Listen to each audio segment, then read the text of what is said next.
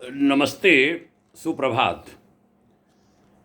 हम बीते 1 जनवरी से यानी 1 जनवरी 2021 से इस युग के महान लेखक, चिंतक, विचारक युग ऋषि आचार्य श्री राम शर्मा जी के विचारों को उद्धृत कर रहे हैं, वितरित कर रहे हैं, ज्ञान प्रसाद के रूप में देशवासियों को, विश्ववासियों को बांट रहे हैं। युग ऋषि विचार श्रृंखला के अंतर्गत आज 29 मई को 149वां 149 चरण है और आज का शीर्षक है वार्ता का जीवन यज्ञ, जिसे हम गुरुदेव की पत्रिका अखंड ज्योति फरवरी 1954 के पृष्ठ 63 से उद्धृत करते हैं।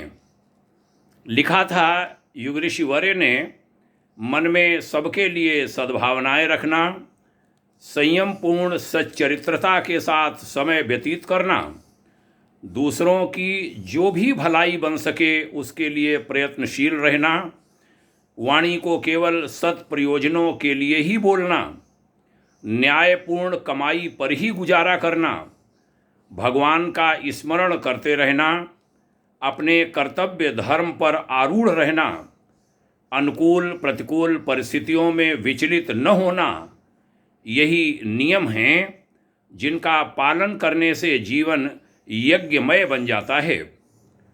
इन व्रतों के धारण करने में सांसारिक दृष्टि से कुछ अभावग्रस्त जीवन रह ही जाता है, दिखलाई पड़ता है। वह व्यक्ति विलासिता का उपभोग और तिजोरियां भरने में सफल नहीं हो पाता, लेकिन इनका पालन करने पर उसे जो आत्मशक्ति और सद्गति मिलती है उसका मूल्य भौतिक संपदाओं की अपेक्षा असंख्य गुना अधिक है। मनुष्य जन्म बार बार नहीं मिलता। 84 लाख योनियों में भ्रमण करने के बाद लाखों करोड़ों वर्षों के उपरांत वह अवसर हाथ आता है। इसे भी कूकर, सूकर यानी कुत्ते और सुअर की भांति भौतिक प्रयोजनों में नष्ट कर दिया जाए तो यह कोई बुद्धिमानी की बात नहीं होगी। मनुष्य जीवन को सफल बना लेना ही सच्ची दूरदर्शिता और बुद्धिमत्ता है। हमें इसी के लिए प्रयत्नशील रहना चाहिए। जीवन को यज्ञ रूप बनाकर, यज्ञ भगवान की शरण में अपने आप को डालकर हम अवश्य ही अपने जीवन लक्ष्य को प्राप्त कर सकते हैं। बहुत ही प्रेरणादायी विचार हैं यह युग ऋषि के। हमने प्रयास किया है अपने जीवन में इस यज्ञ को करने का, जीवन यज्ञ को करने का। मैं कहा करता हूँ कि यज्ञ हर व्यक्ति को करना ही चाहिए। यज्ञ केवल आहुतियाँ डालने को नहीं कहते। यह प्रकृति यज्ञ कर रही है, पेड़ पौधे यज्ञ कर रहे हैं, सूर्य भगवान का यज्ञ निरंतर चल रहा है, माता यज्ञ करती है, पिता का यज्ञ चलता है।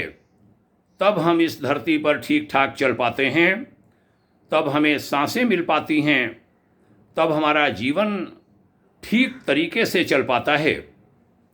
आइए इस जीवन यज्ञ को हम समझें और यज्ञीय जीवन जिएं। इसीलिए हमारे ऋषियों ने पूरी जीवन यात्रा को संस्कारों से बांधकर, संस्कारों से आबद्ध कर उसे यज्ञ से जोड़ा था और यज्ञ की प्रेरणाएं हर संस्कार पर, हर पर्व पर, हर अवसर पर देने की व्यवस्था बनाई थी। आज हमारा भारतीय समाज उससे दूर हो रहा है, जिसके दुष्परिणाम उसे कदम कदम पर झेलने पड़ रहे हैं। उसे वापस आना पड़ेगा, तभी सुख और शांति जीवन में आएगी, तभी सुख और शांति की वर्षा आपके ऊपर हो पाएगी। आइए हम इस मार्ग पर चलें, इसको समझें। जहाँ कहीं आवश्यकता होगी, भाग्योदय फाउंडेशन आपके सहयोग के लिए तत्पर है। वह चाहे साहित्य प्रसार के माध्यम से हो, चाहे वाणी विचार के माध्यम से हो, चाहे विचार विनिमय के माध्यम से हो, इस ओर हमें बढ़ना चाहिए। हमारा सहयोग इस राष्ट्र के लिए, इस विश्व के लिए सदैव रहेगा जब तक इस जीवन में सांस है। आप सुन रहे हैं, निरंतर सुन रहे हैं। हमने देखा है हमारे भारतीय सेना के नौजवान इन विचारों को वितरित करते हैं। अखिल भारतीय पूर्व सैनिक परिषद के स्वजन और अन्यान्य संस्थाओं के स्वजन इन वार्ताओं को साझा करते हैं, लोगों में भेजते हैं। जब जानकारी मिलती है तब सुखद लगता है, मानो हमारा किया हुआ परिश्रम सार्थक हो रहा है। आप भी इसमें सहयोगी बने। यह विचार सबके कल्याण के निमित्त हैं और यह चूँकि कहा गया शब्द ही ब्रह्म है, हम तो कभी नहीं होंगे लेकिन ये वाणी होगी, ये शब्द रहेंगे और यह शब्द लोगों का कल्याण करते रहेंगे। आगे आने वाली पीढ़ियों का कल्याण होता रहेगा।